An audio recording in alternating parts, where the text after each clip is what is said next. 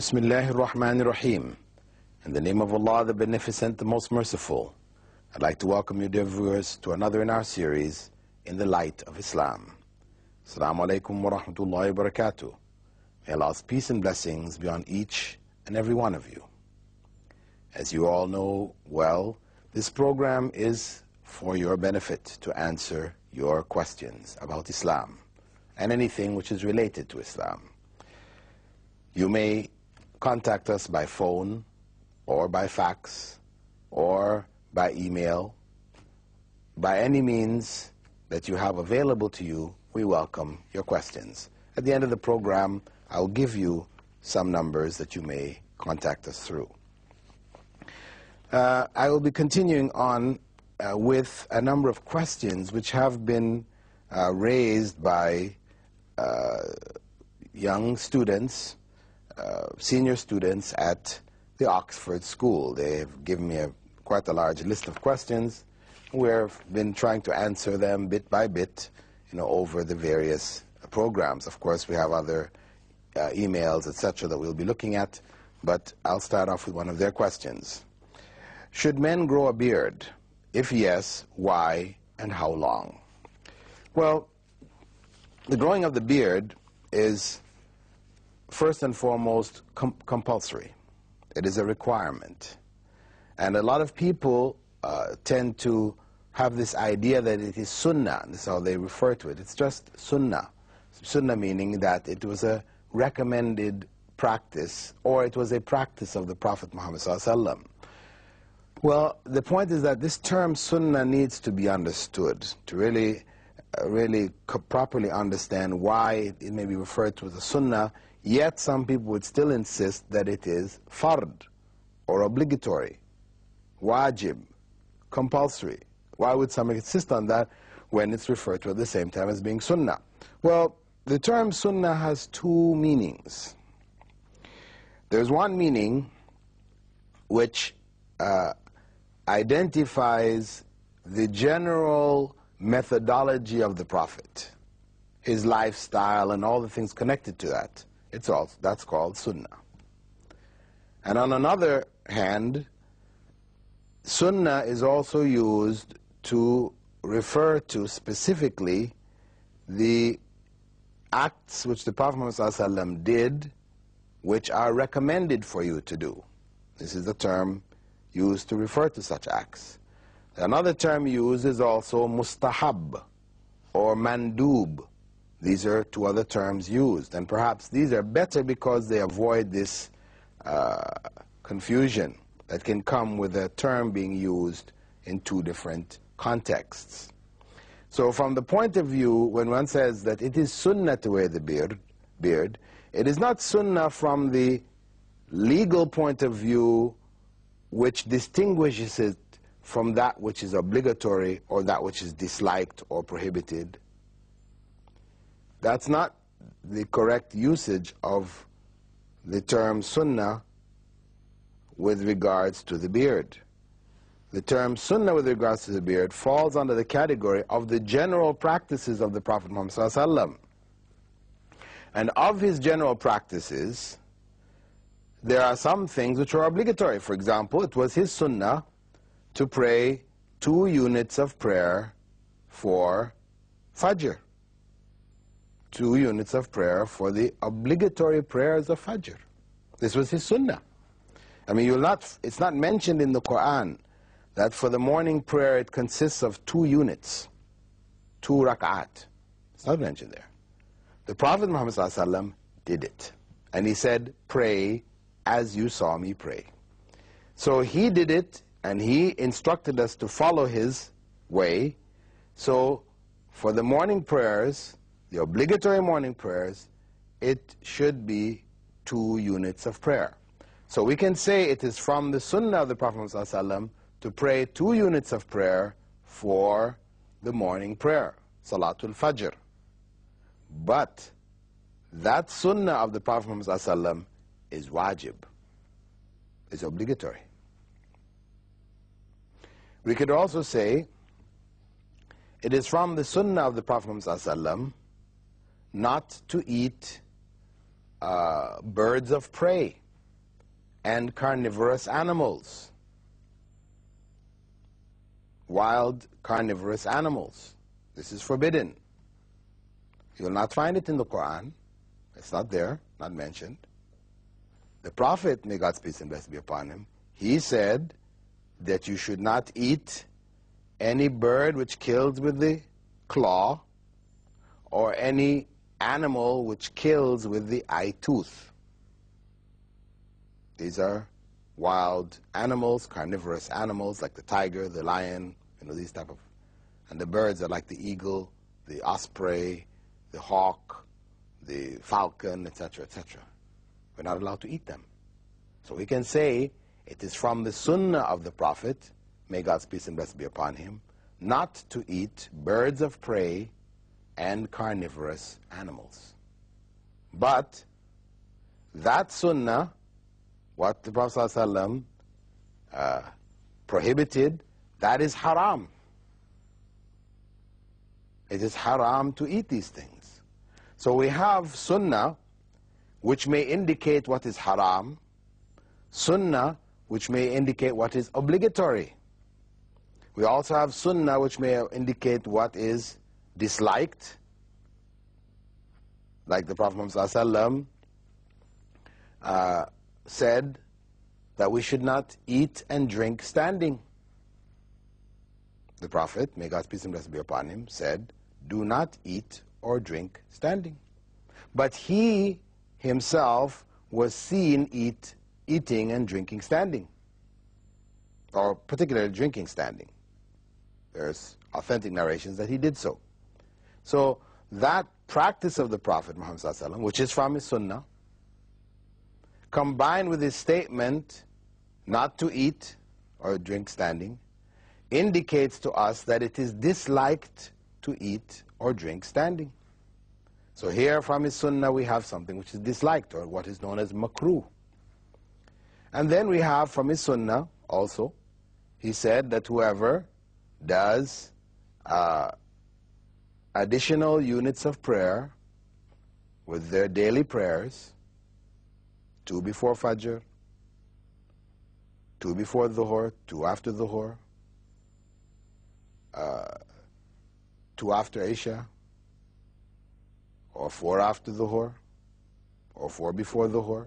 Whoever does these on a regular basis, Allah will make a home for him in paradise. This is something recommended.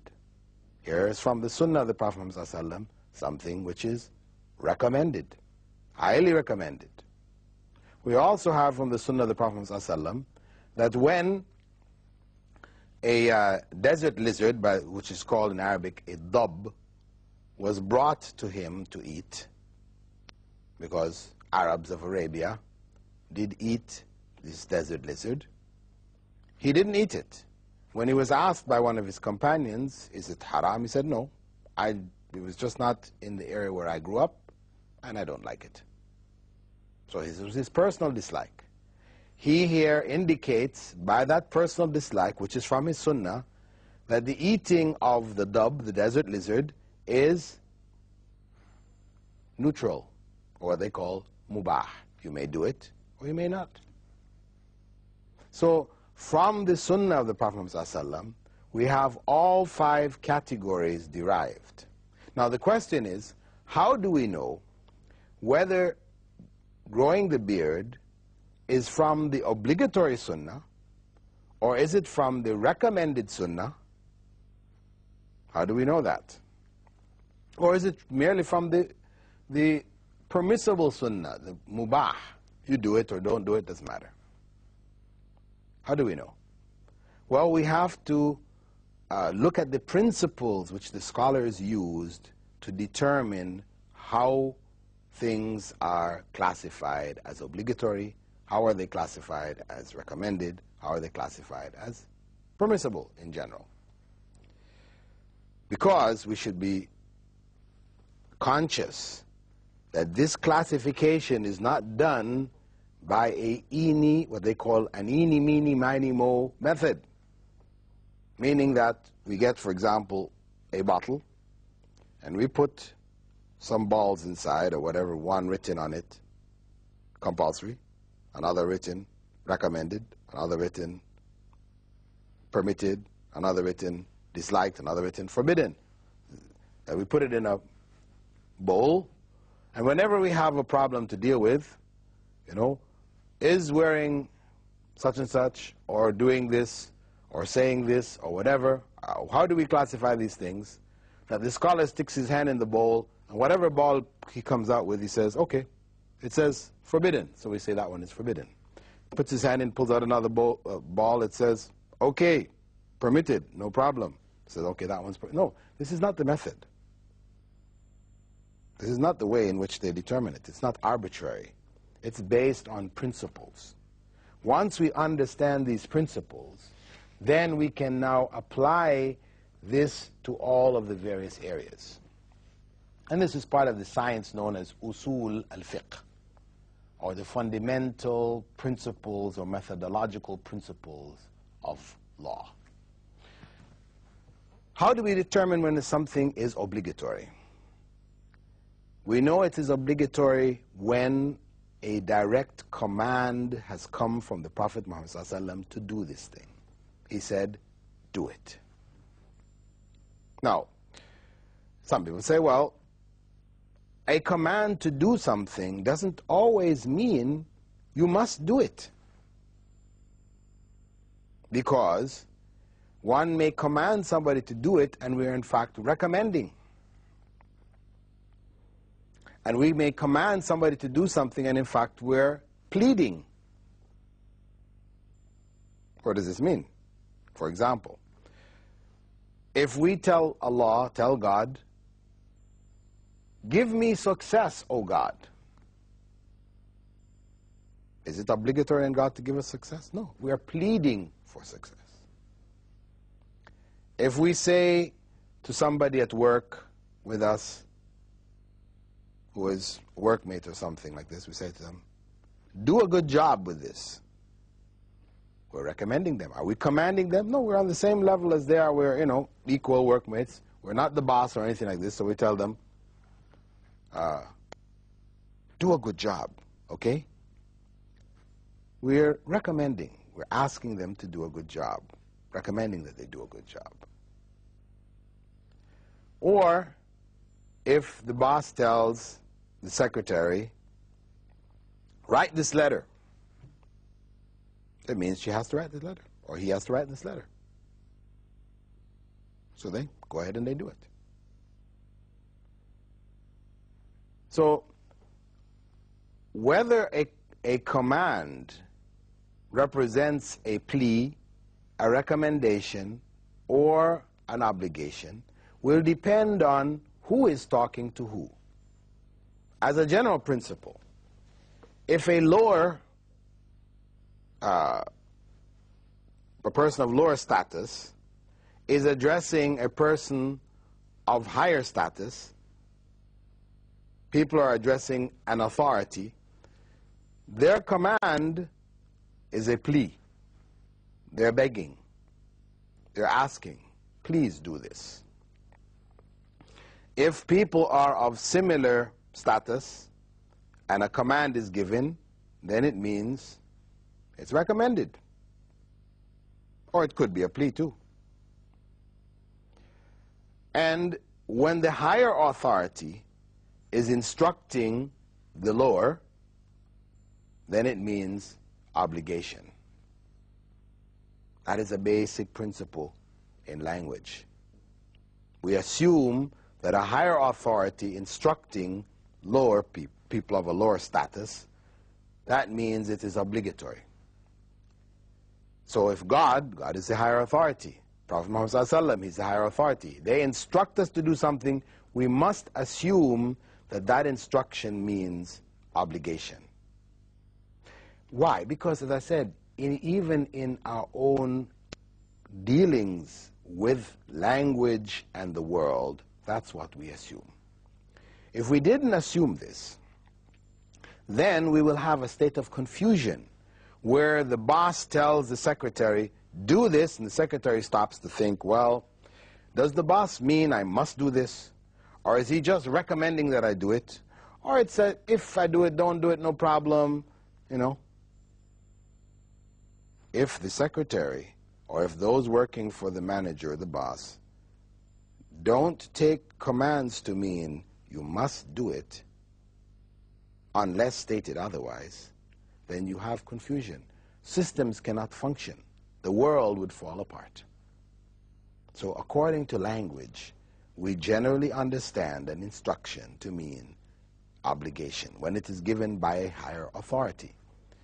But if that higher authority adds some other condition, some other qualifying statement, then this may shift that command to recommendation. Because if the boss says, do this letter, write this letter next week, means you don't have to do it now. I mean, you could, if you want to do it now, that's good, but it's not obligatory for you to do it right now. Something you could do later. Or if he says, write this letter if you receive an instruction from that company or the other, and so on and so on. So it means it's not on you to do it unless you receive it. So if you don't receive that, then you don't have to do it at all. So these are qualifying statements and circumstances which now can modify a command to a lesser status of a recommendation or something to do possibly or possibly not. Now when we come back now to the issue of growing the beard, and we look in Sahih al-Bukhari, the most authentic book after the Quran, we find there Prophet Muhammad ﷺ in an authentic hadith or statement saying, grow your beards and trim your mustaches. Grow your beards and trim your mustaches. Distinguish yourself from the pagans in some other narrations. So he gives a direct command, grow your beards and trim your mustaches. So from that, because of the fact that there were no other circumstances to change that instruction from being obligation, then the correct understanding is that this is an obligation on all men. Of course, women, if you're growing a beard, Islam does permit you to remove it. I mean, that to that degree, because that's not a norm for a woman, right? Some women grow hairs, and if some may be heavier, some less. You know, if it's just a few little hairs here and there, of course, one doesn't necessarily need to worry about it. You can just, you know, use some form of coloring or whatever, which can just make it blend, and, you know, so you don't want to be plucking, picking, and all these kind of things on your face anyway. But if it starts to grow in heavy and it's disfiguring, making you look like a man, then most scholars hold that it is permissible for you to remove that hair. But for men, because this is supposed to be a symbol of their manhood, this is one of the distinguishing features between men and women, they're supposed to grow that beard. An obligation. If one does not grow the beard, one is in sin. Every time the person takes the razor to their face and removes the hair from their face, they are committing a sin. And this is something which scholars of the past held in such importance or esteem that in the courts, during the period of the Ottomans, etc., in the courts, the judge would not accept the witness of one who shaved his beard, because they felt that if a person would be so bold as to openly disobey the Prophet, because of course it's something open. I mean, of course, everybody maybe disobeys the Prophet in different ways in their lives, etc. They commit sins, etc. But sins are usually hidden. We hide it from others. But where a person is so bold as to just up in everybody's face, I am disobeying the Prophet, they say, well, can we trust such a person to give a true and honest witness? No. So they wouldn't accept his witness in the court. So the growing of the beard is obligatory. Even when the Prophet Muhammad ﷺ met with two emissaries who were sent to him from the Christians, they came to him and they had these big handlebar mustaches and their beards were shaven. He turned away and didn't want to look at them. And they asked, why, what's wrong? And he asked, who told you to do this? He said, well, our Lord, our commander, he instructed us to do this. He said, well, my Lord instructed that the beards are grown and the mustaches trimmed. This is even dealing with people from other cultures. So we understand that the growing of the beard is an obligation on a Muslim man. In terms of how long should it grow, because of course the beard may grow down to your ankles, drag on the ground. Should you just grow it and don't cut it? Well, we then look to the companions of the Prophet Muhammad ﷺ, what they understood, and it was their practice to trim their beard. Whatever was beyond the length of a fist, they would trim the beard. They let it grow. The maximum length was to that of a fist, or the shortest. They would shorten it to the length of a fist. What is beyond that, they would trim. That was the sunnah of the companions of the Prophet Muhammad ﷺ. So, from that, I hope, inshallah, it is clear to you, dear viewers, that it is obligatory on men to grow their beards. They may trim it if it is beyond the length of a fist, and shaving of the beards is a sin. With that, dear viewers, I'd like to thank you for being with us in this segment of our program, In the Light of Islam. As I mentioned in the beginning, you can contact us at the numbers which I'll mention here now. We have 06 if you're calling inside the country, or 9716 calling from outside the country, and the fax number is 5323724. Or you may write to me at my website, bilalphillips.com. Or you may write to us at the station here, In the Light of Islam, Bilal Phillips, P.O. Box 111, Sharjah, UAE. Assalamu alaikum wa rahmatullahi wa barakatuh.